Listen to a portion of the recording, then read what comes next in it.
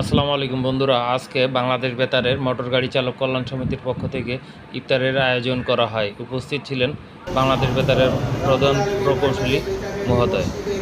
আরও উপস্থিত ছিলেন বাংলাদেশ বেতারের সকল মোটর গাড়ি চালক কল্যাণ সমিতির সদস্যগণ।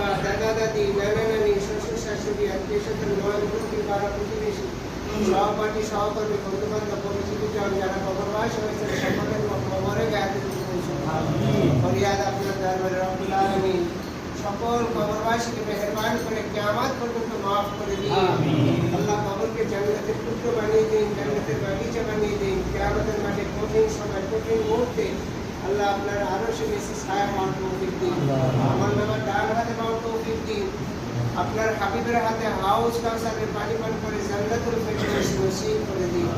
আমরা যারা বেঁচে আছি উপস্থিত অনুপস্থিত ছোট বড় নারী পুরুষ যে যেখানে রয়েছেন আল্লাহ সকলের হায়াতকে আপনি দারাজ করে দিন, সকল বিমারকে সুস্থ করে দিন।